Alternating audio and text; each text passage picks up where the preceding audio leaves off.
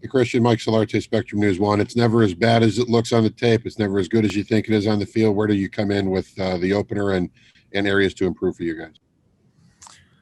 Yeah, I think it just comes down to, details. And, I hate saying that they're little things because they're not, they're big things. But, we have a high standard on this team of fight and grit.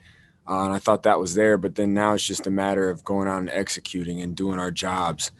It sounds simple, but that's really what it is. So, obviously it's a tough one, but the best part about it is we got another one this week. So, after today, learn from it, write down all the notes on how you can get better, and then go from there.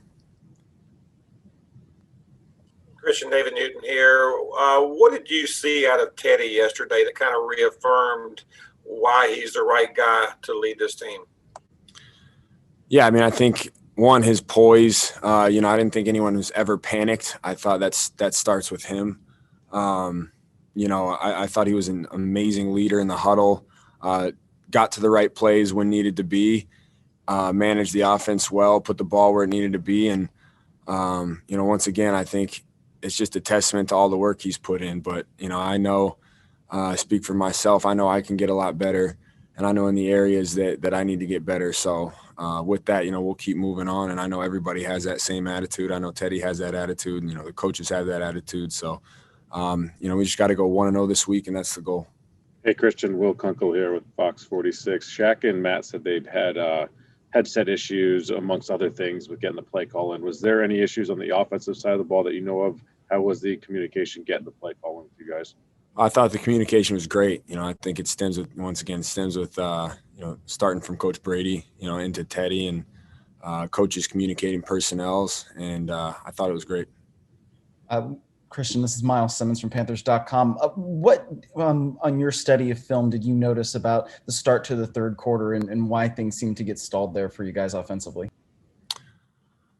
Well, it's a good question. It's just, once again, it's a couple things here and there, a couple of drive starters that we wish we had back. And if we get some of those plays, if we can get to some of those 2nd and 5s, we can eliminate penalties. We had no penalties in the first half. We had 5 in the second half. And, like I said, if we can eliminate those and play – very crisp football, we'll give ourselves a chance. But, it's tough to do that when you don't. Not that that's the excuse, because there's still opportunities. But it's just our job to go out and execute, even when things aren't going our way. But one thing I loved is how we responded.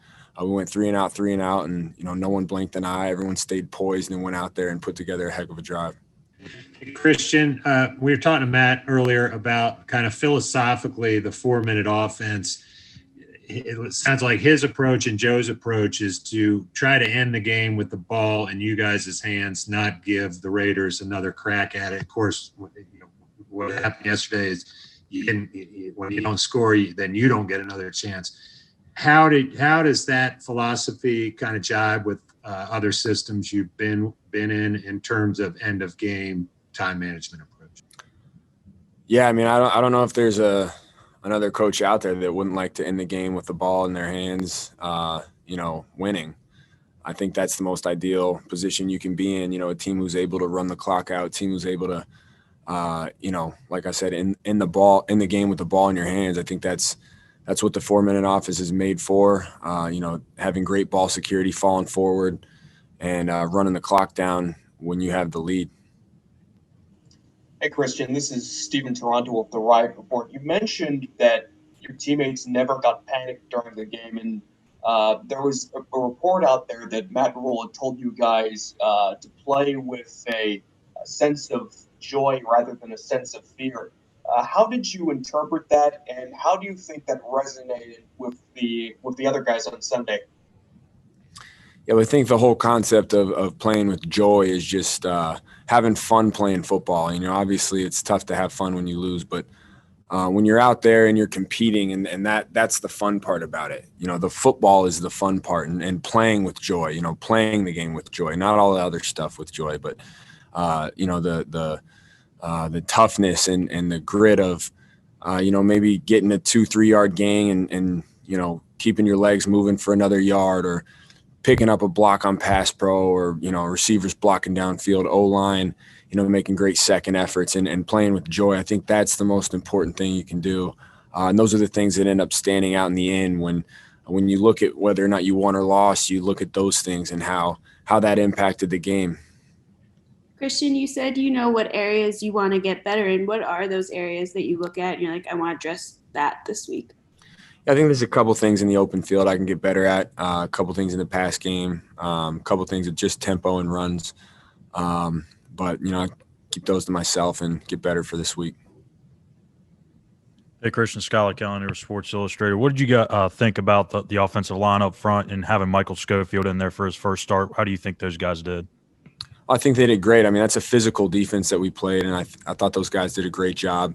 And I'm excited to continue to work with them because I know, we look at ourselves as a unit. The run game starts with those guys. The pass game, it starts with those guys. So, I like to include myself kind of in that O-line because we work together, and I don't go unless they go and vice versa. So I'm excited to continue to get better with them.